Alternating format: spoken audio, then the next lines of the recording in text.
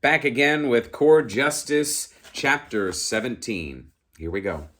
Chapter 17, Camp Spartan, Arrington, Tennessee. Cal took a long hot shower, methodically washing all his wounds. The damn thing still hurt like a champ, but the hot water helped to soothe the pain. He had to stay out of that fucking wheelchair. His whole body was stiff.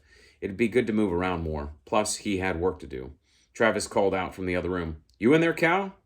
Give me a minute. Cal shut off the water and wrapped himself in a big towel. He walked into the master bedroom and found Travis, scotch glass in hand, standing next to Andy. The front gate guards found this guy begging like a starving dog to come in, Travis said. Andy rolled his eyes. Very funny. How you doing, Cal? Better now. It's great to see you, brother. Andy walked over and gave Cal a hug. I had over 60 days of leave time stocked up, so I thought I'd come visit Music City. Maybe hit a couple honky-tonks. Seriously, man, Cal said. What are you doing here? Andy looked Cal dead in the eye. If I know you at all, I know that you're planning something. Cal looked away. I don't know what you're talking about. You're planning to go after this Dante guy, Andy said. Why the fuck do you care? Do you even have to ask? So what? Are you here to stop me? Cal balled his hands into fists. Do you not know me at all, Cal? Andy said. I'm here to help, you idiot. Cal looked from his former platoon commander over to Travis. You don't look too surprised. I am your cousin, Cal. Travis held out his hands. Plus, you know how we take care of family around here. Your dad started that. Cal's voice was soft now. Yeah. So, what's the plan, cuz? What do you need from the company? Trav, I really don't want to involve the company. Could you imagine what would happen simply if the media finds out that I'm involved? There'll be a real shitstorm. You think this is our first rodeo, cowboy? Look, I'll give you the benefit of the doubt because you've been off serving in the Corps for a while, but SSI has evolved. We've taken what your dad started to a whole new level. What are you talking about? Cal asked. Core Justice. Now Cal was really confused. He knew the company had gone off the reservation at select times in the past, but now it sounded like there'd been a lot more happening than he'd known. You want to explain it, or do I have to pry it out of you? Well, we've been doing a lot more work under the radar in recent years, Travis explained. Mostly domestic stuff against terrorist cells and organized crime, but the calls keep coming. The shitheads are coming out of the woodwork. You said the calls keep coming. From who? You name it. Your dad had a whole network of contacts that I didn't even know about until they started calling me after your parents were killed. I'm still confused. Who are these people? Everyone from former presidents and CIA officials right on down to local law enforcement. Shit, I had to have Neil build me a whole new secure database so I could somehow track them all, and the list just keeps growing. Andy was suddenly intrigued. Wait, so these contacts hire you to do wet work or something? They don't hire us per se. It's more like they inform us of something they've caught wind of, just sort of casually mention it, then look the other way. How the hell haven't you been caught? Andy asked. Travis laughed. Are you shitting me? I may be a SEAL, but I'm not an idiot. The team Cal's dad built around here is more like family. Haven't you noticed that most of us are second chancers? I don't know how Andy would know that, but whatever. I don't know of any other corporation in the world that has employees that would literally lay down their lives for the team. Sounds like the Marine Corps, Andy said. Exactly. Until Uncle Calvin took an interest in people and treated them right. Uncle Calvin took an interest in people and treated them right. He was always tough, but always fair. The people he brought on board knew he would give his own life for them. Why am I getting all tongue-tied now? We've lived by the same rules since he left us. This company is tighter than a clam's ass, and that's watertight. Okay. So who pays for this secret work? Cal asked. It's a complicated combination of systems, Travis said. We pay for most of it, but we do have other sources. Cal quirked an eyebrow.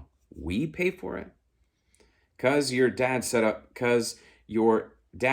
a whole other division within the company to do this stuff. With money coming in from our patents and fees, there's more than enough.